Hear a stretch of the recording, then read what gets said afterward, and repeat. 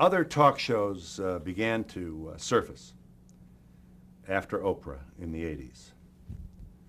And the street became very crowded with Donahue follow-ons, people who essentially the same thing, audience, set, couple of chairs, people could stand up and ask questions, same thing.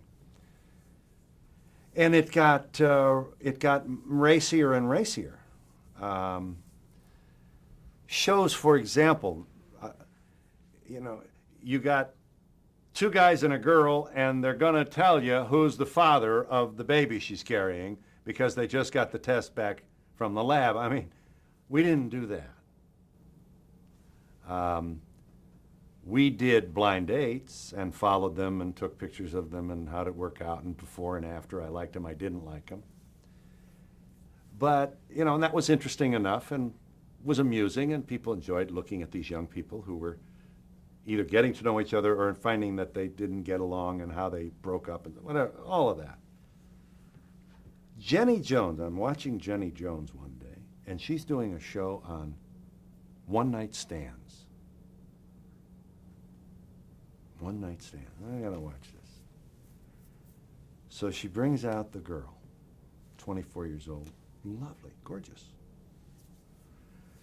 And I don't think she was 20, I think she was 19. Well, Jenny says, tell us about it. Well, I met him, and instantly we were attracted to each other, and one thing led to another. And of course, the audience starts leaning forward, and we just went and we got a motel room. Whoa, says the audience. And I had the most exciting, wildest night of sexual bliss I've ever had. Whoa, says the audience. And Jenny looks at the camera and she says, well, do we want to meet him? And the audience says, yeah. And Jenny says, we will when we come back in just a moment. Oh, I'm sitting there. I waited. I mean, she's got me. I want to see this guy. And we come back, and you still want him? Yes. And Jenny says, and here he is. And this guy walks out. He's 6'4" and black. The audience goes, whoa! I mean, you never saw excitement like this. And I looked at that screen and I said to myself, well, you never thought of that one. You had blind dates, probably monoracial blind dates. You didn't think of this. This is just one moment when I realized how we had notched it up.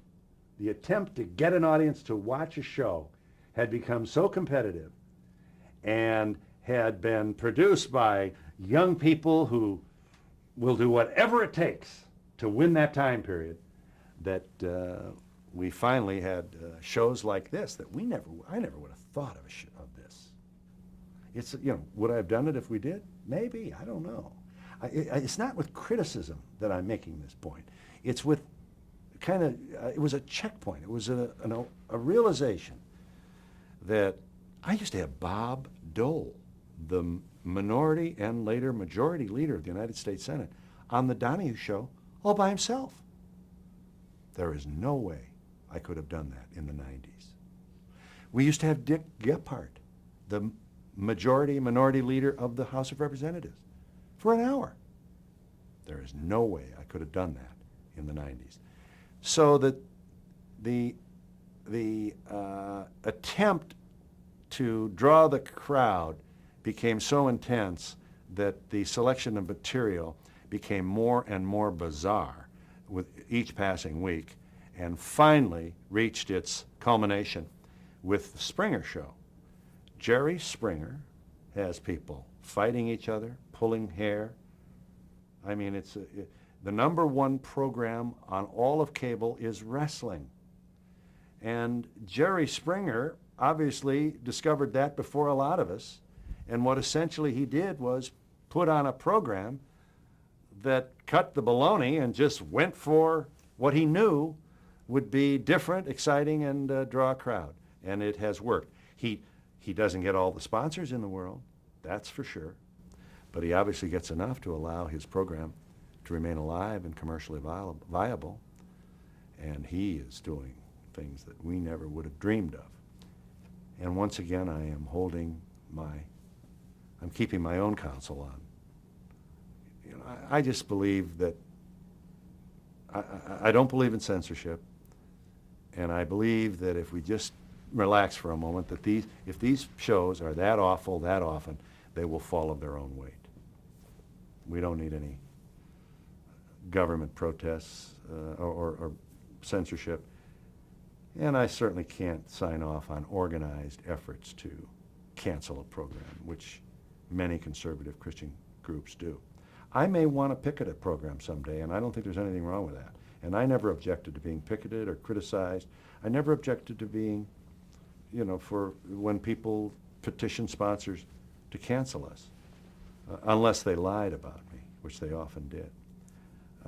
So we'll see. We'll see if I'm right. I think that these things will work themselves out without the artificial intervention of righteous people who know what's good for you and your neighbor.